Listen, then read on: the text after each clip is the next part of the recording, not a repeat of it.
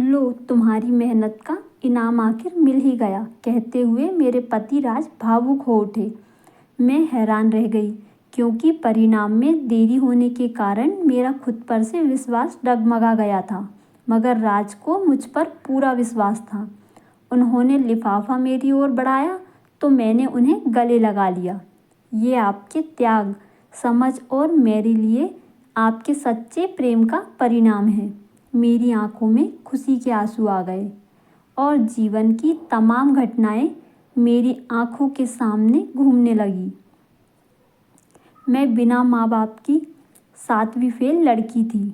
मेरी शादी मामा जी ने एक शिक्षित परिवार में कर दी थी, जिन्हें घर में बहू नहीं नौकरानी चाहिए थी। घर के हर काम में मुझे ही झोंके रखा जाता और रोज़ अपमानित किया जाता। गांव की मेरी बोली और 7वीं फेल का तमगा एक दूसरे पर उछाल कर मजाक उड़ाया जाता और शांत स्वभाव के मेरे पति राज मुझे दिलासा देकर समझाते। मैं इसे अपनी अच्छी किस्मत मानती कि मेरे पति बहुत समझदार थे।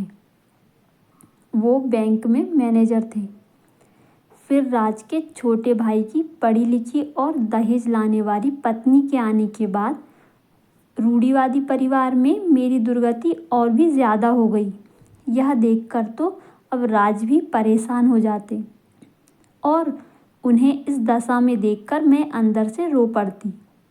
यही वह समय था जब मैं अशिक्षा के अभिशाप को अपनी नियति मानने ही वाली थी कि राज ने उस रविवार के दिन कुछ और ही निर्णय कर लिया।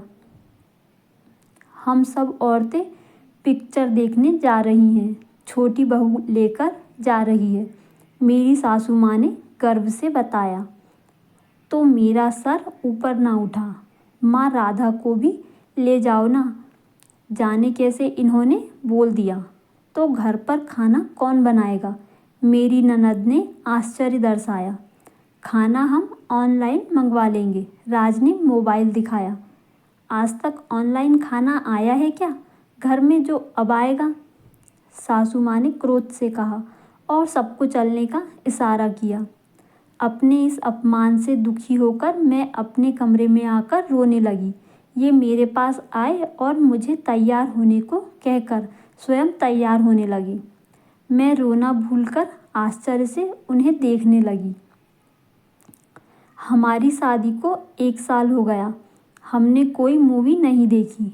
आज चलेंगे और खाना का क्या होगा? तुम तैयार हो जाओ बस। मैंने आने वाले संकट की आशंकाओं से घिरी तैयार हो गई। बाहर बाबूजी ने हैरानी से हमें देखा। फिर इनके छोटे भाई से इन्होंने पूछा, आप लोग क्या खाएंगे? बताएं, हम ऑर्डर कर देते हैं।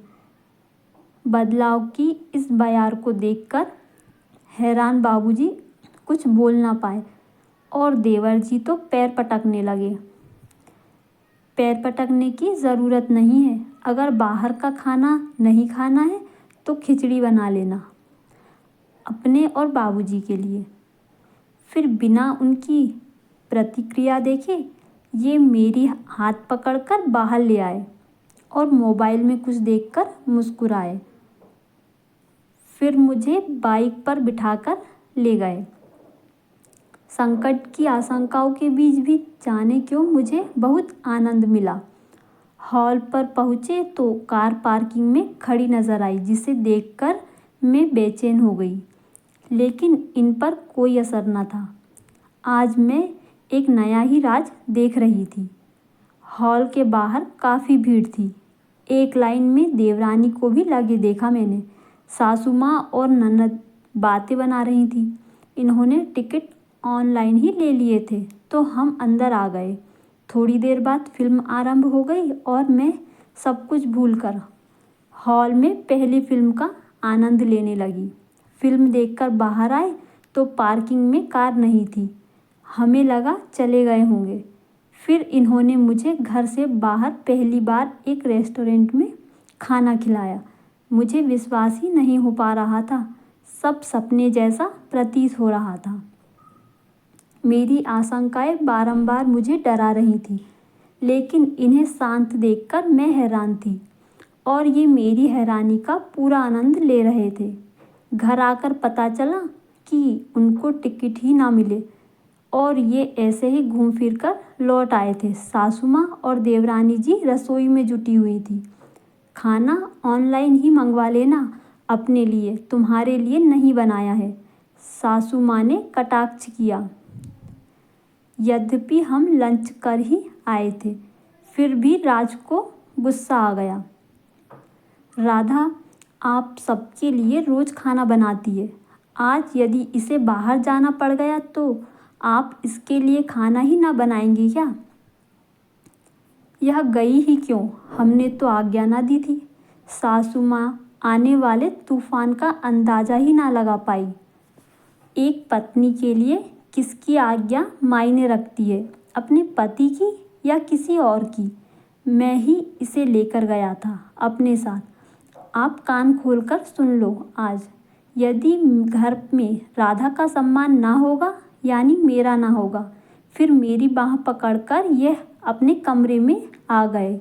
घर का बड़ा पुत्र होने की हर जिम्मेदारी इन्होंने अच्छे से पूरी की थी। इस बात से कोई इनकार नहीं कर सकता था। यही कारण था कि तूफान वैसा नहीं आया था जैसा कि मुझे आशंका थी, लेकिन हम दोनों के लिए खाना ही ना बनाने की बात मुझे झकझोर गई थी। मैं किसी भी दशा में ऐसा ना करती। उस रात हमने तय किया कि मैं किसी भी अनावश्यक कार्य में ना घुसकर अपनी पढ़ाई पूरी करूँगी। अगले ही दिन से घर का माहौल बदला हुआ था। कार्यों के बंटने के कारण मेरे पास काफ़ी समय रहने लगा। मैंने सीधे ही 10वीं की परीक्षा पास की और फिर राज के सहयोग से सीढ़ियाँ चढ़ती गई। बीएड के बाद एक विद्यालय में मेरी अध्यापिका के रूप में नियुक्ति पत्र आज ही राज के हाथ में था। इतनी देर तक तो तुमने मुझे कभी गले नहीं लगाया, राज ने मुस्कुराते हुए मुझे कहा और मेरे आंसू पहुँचे। तभी मेरी बिटिया सिया वहाँ आई। माँ, हर पुरुष की सफलता के पीछे एक स्त्री का हाथ होता ही है क्या? हाँ, सुना तो है बेटी, लेकिन तेरी माँ की सफलता के पीछे तेरे पापा का हाथ अवश्य है। मेरे लबों पर आई इस मुस्कुराहट को राज ने मोबाइल में कैप्चर कर लिया।